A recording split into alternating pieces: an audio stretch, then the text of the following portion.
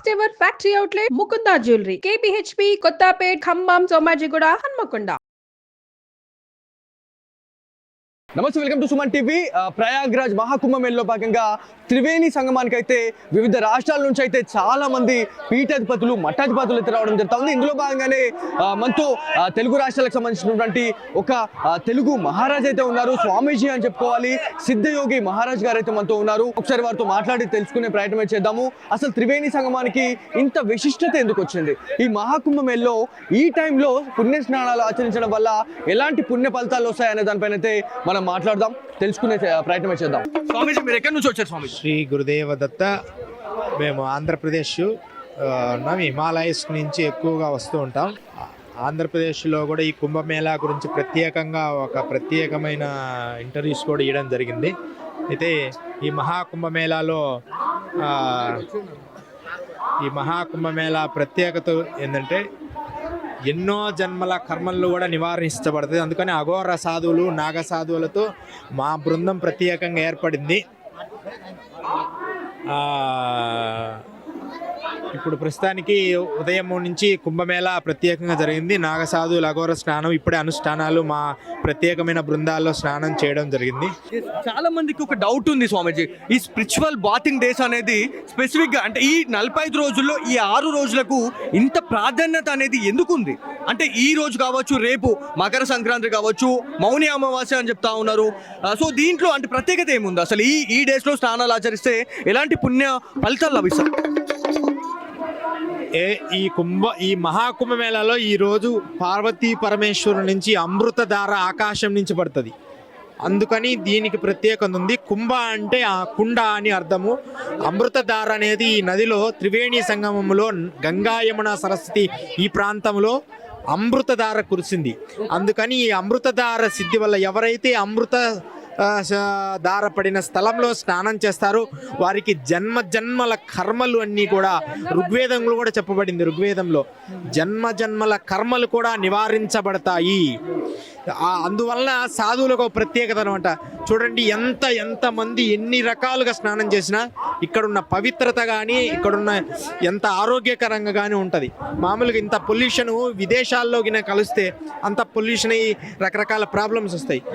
కానీ ఇంతమంది ఇన్ని లక్షల మంది స్నానం చేస్తున్నా పొల్యూషన్ కానీ ఆరోగ్యం కానీ ఎక్కడ చెడిపోదు.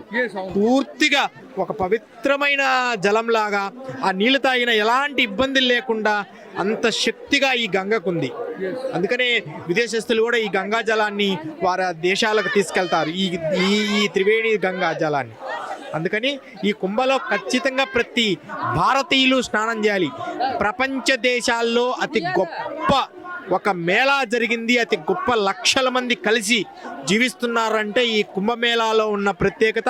ఇక్కడ మాత్రమే, ఈ భారతదేశంలో మాత్రమే ఈ అద్భుతమైనది మనం చూడగలం. చాలా వరకు కూడా మనకి ఈ త్రివేణి సంగమం గురించి మాట్లాడుకుంటే దాదాపుగా మనకి మీరు చెప్తా ఉన్నారు ఏదైతే అమృతాని కోసము మనకి ఇదంతా చేసే టైంలో ఈ 4 డ్రాప్స్ ఏవైతే చుక్కలుగా పడిన తర్వాతనే ఇదంతా ఏర్పడిందని చెప్పేసి కూడా చెప్తా ఉన్నారు. ఒకవేళ ఇక్కడికి రాకపోవడానికి ఇబ్బంది పడే వాళ్ళు ఎవరైతే ఉన్నారో వాళ్ళు ఎక్కడైనా ఇంకా ఇట్లాంటి ఈ కుంభమేళకు సంబంధించినటువంటి ఈ పుష్కరాలు ఏదైతే మనకి స్నానాలు చేసే పరిస్థితి ఏమైనా ఉందా? అయితే అలా ఈ కుంభమేళా వచ్చిన నీటిని వారి ఇంటికి తీసుకెళ్లి స్నానం చేయొచ్చు. అంతేగాని ఇలాంటి కుంభమేళా స్థానాలు మొత్తం 4 ప్లేసుల్లో జరుగుతాయి. కుంభమేళా వేరు, పుష్కరాలు వేరు. మీరు పుష్కరాలని కూడా ఒకటి ప్రస్తావించారు. పుష్కరాలు అనేది వాటి పుట్టిన జన్మ నక్షత్రాన్ని బట్టి వస్తాయి. కానీ కుంభ అనేది అలాంటిది కాదు. ఓన్లీ 4 స్థలాల్లో జరుగుద్ది. 1 హరిద్వారు, 2 ఉజ్జయిని, 3 నాసిక్, 4 ప్రయాగరాజ్. ప్రత్యేకత ఏంటంటే ఇక్కడ గంగా యమున సరస్వతి 3 నదులు కలిపి రావడం. మిగతా ఇన్ని నాసిక్ కానీ హరిద్వార్ కానీ ఇవన్నీ కూడా ఒక్కొక్క నది మాత్రమే.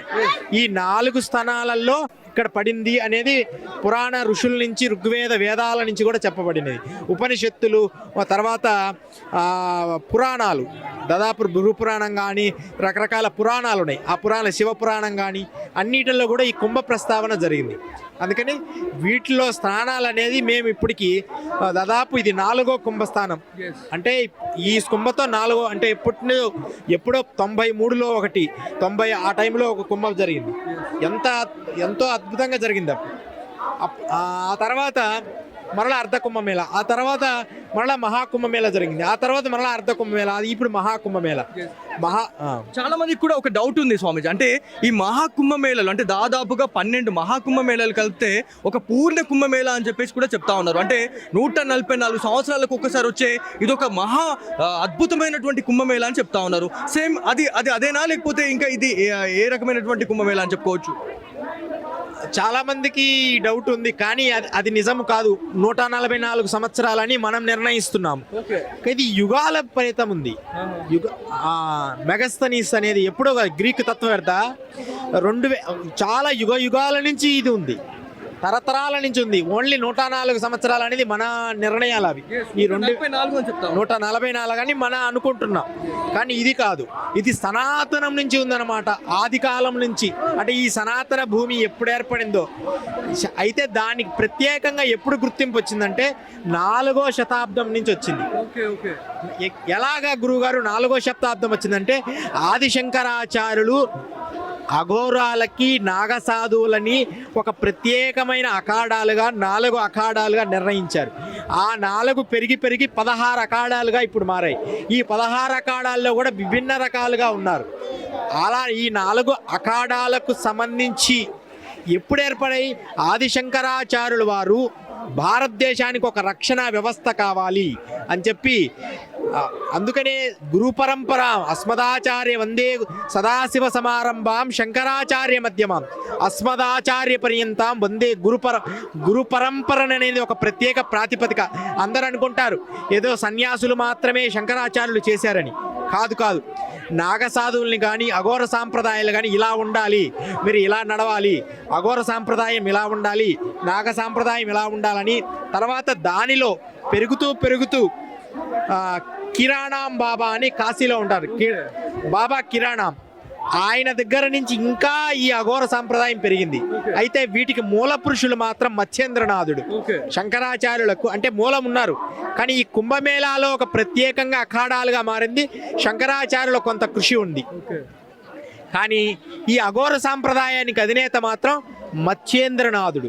మత్స్యేంద్రనాథుడు అంటే యుగాలు, రావణాసుడు కంటే ముందువాడు, యుగాల్లో కృతయుగము నుంచి ఉన్నాడు. దాని తర్వాత గోరక్షానాథుడు అంటే ఆవు పేడతో ఆయన జన్మించారు. దాని తర్వాత గణేష్ అని ఇలా దాదాపు కొన్ని వంశ పరంపరగా వస్తూ అఘోర సాంప్రదాయం వస్తూ ఈ కుంభమేళాలో స్నానము చేయాలని వాళ్ళ నిర్ణయాల బట్టే ఇక్కడ ఏర్పడింది. ఇది అఘోర సాంప్రదాయం.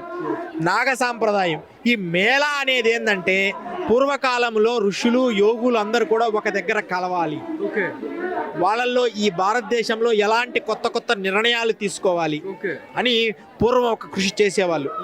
కానీ దాని తర్వాత ఇది ఒక వ్యవస్థ, ఒక ప్రత్యేకమైన శక్తిగా మారింది.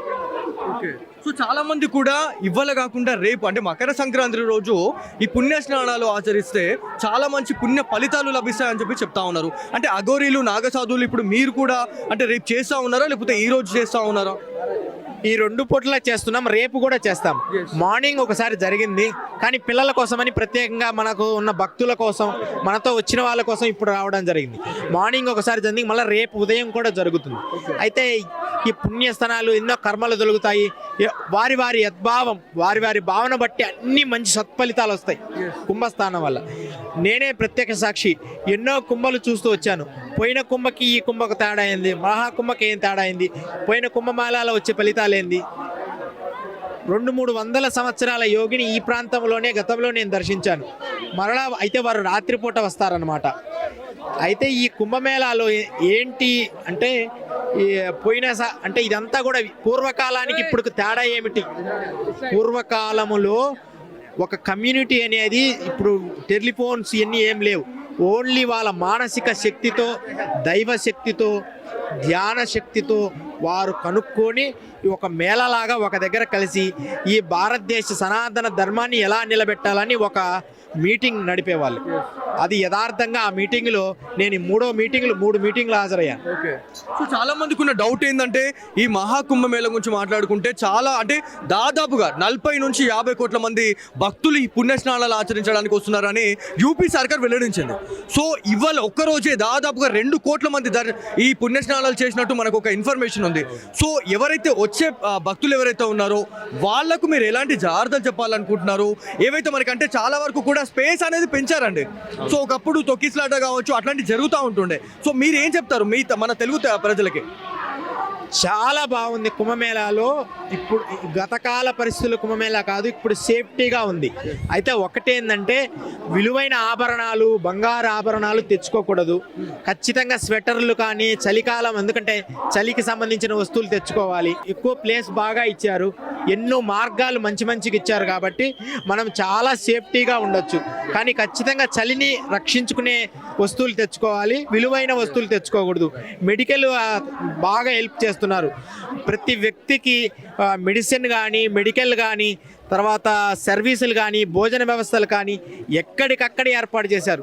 మనం కూడా ఒకటి ఏర్పాటు చేసాం 10వ సెక్టార్లో, మనం కూడా ఒక పెద్ద ఏర్పాటు చేశాం. థ్యాంక్ యూ గురించి, చాలా మంచి సంతోషం సార్. ఇది మొత్తానికి ప్రయాగ్రాజ్ మహాకుంభమేళలో చాలా మంచి ఇన్ఫర్మేషన్ అయితే ఇచ్చారు. ఏదైతే మనకి తెలుగు రాష్ట్రాల నుంచి స్వామీజీలు వచ్చి ఇట్లాంటి ఏవైతే మనకి త్రివేణి సంగమంలో పుణ్యస్నానాలు ఆచరించడం అనేది చాలా గొప్పతనం అని చెప్పుకోవాలి. ఏవైతే ఫెసిలిటీస్ గురించి మాట్లాడుకుంటే చాలా మంచిగా చేశారు.